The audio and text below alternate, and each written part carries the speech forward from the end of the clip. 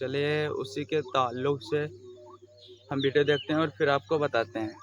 आपको बताऊं, जिसको ये मक्का मदीना कहते हैं, दुनिया का कोई ऐसा पंथ मजहब नहीं है, धर्म तो एक ही है सनातन। कोई ऐसे पंथ मजहब विचारधारा नहीं है जो अपने पूजा स्थल पे जाके पत्थर मारता हो। कभी सुना भैया आपने? सिख पत्थर मारता हो, जैन पत्थर मारता हो, हिंदू तो खैर क्या पत्थर मारेंगे। सर्वे भवन्तु सुखिनः, सर्वे सन्तु निरामया, सर्वे भद्राणि पश्यन्तु मा कश्चित् दुःख भाग् भवेत्। हमारी तो ये विचारधारा है। लेकिन मुसलमान जब जाता है मक्का मदीना तो वो क्या करता है? शैतान को पत्थर मारता है। तो आप कल्पना कीजिए एक ऐसी विचारधारा की जो पूजा स्थल पर, हम किस लिए जाते हैं पूजा स्थल पे? मन के विकार को दूर करने, पवित्रता को प्राप्त करने और भगवान से जुड़ने, और वो आ जाके पत्थर मार रहे हैं। अब आप सोचो, पत्थर मार किसको रहे? पत्थर मार रहे हैं शैतान को। और शैतान कौन है? मूर्ति पूजक। और अंदर क्या है उस डब्बे में? भगवान शिव का बड़ा सा ज्योतिर्लिंग बना हुआ है और 360 मूर्ति तोड़ी है।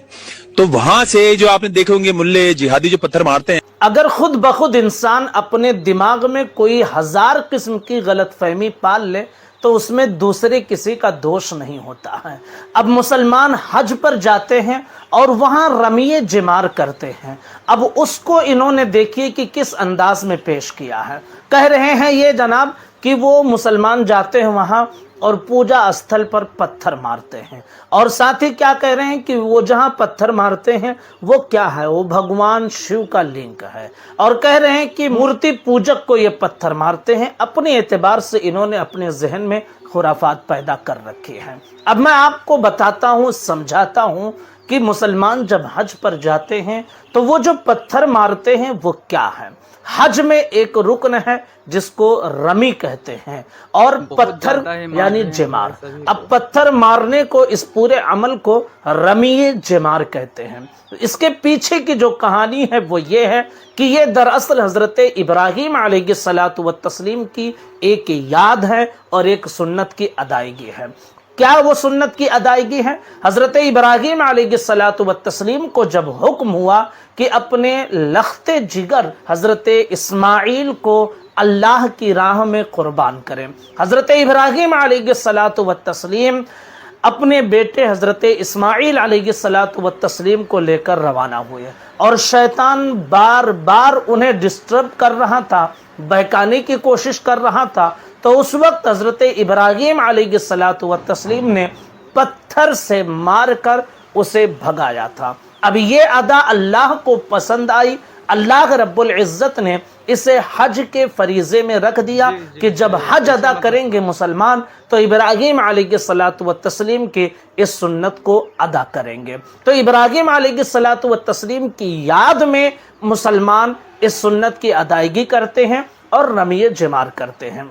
अब इन्होंने पता नहीं कहां से ले लिया कि वो मूर्ति पूजक को पत्थर मारते हैं। वहां कौन मूर्ति पूजक है कि जिसको पत्थर मारेंगे? आप अपने आप को अगर शैतान समझ रहे हैं तो फिर इसमें हमारा कोई दोष नहीं है भाई। हम तो किसी मूर्ति पूजक को पत्थर नहीं मारने जाते हैं, हम हजरत इब्राहीम अलैहिस्सलातु व तस्लीम की सुन्नत अदा करने जाते हैं। और फिर जनाब क्या कह रहे हैं कि वो भगवान शिव का लिंग है। यानी इनका भगवान शिव का लिंग कहां कहां है इनको खुद ही नहीं पता है कि ये जिसको मन में आया उसको भगवान शिव का लिंक कर देते हैं और कहना शुरू कर देते हैं। एक बात और कही कि पूजा स्थल पर पत्थर मारते हैं। अरे मुसलमान जहां इबादत करते हैं वो मस्जिद है, और जब मक्का में पहुंचते हैं तो हरम में इबादत करते हैं। वहां रमिये जिमार करने जाते हैं, वो पूजा स्थल नहीं है, वहां कोई इबादत करने नहीं जाता है, सजदा करने। वहां रमिये जिमार करने जाते हैं और इबादत और बंदगी जो करना है वो हरम के अंदर करते हैं। तो ये इनकी मानसिकता है, इनकी सोच है,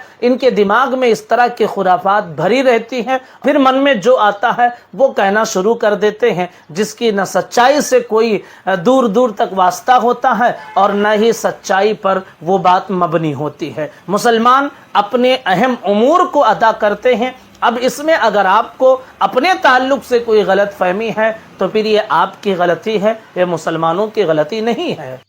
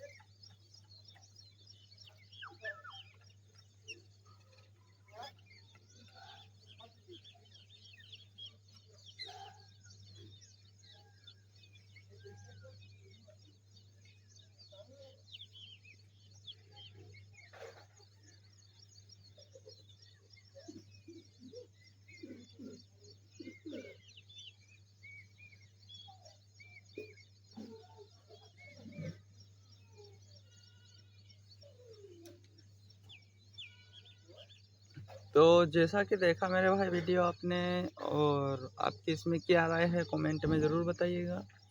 और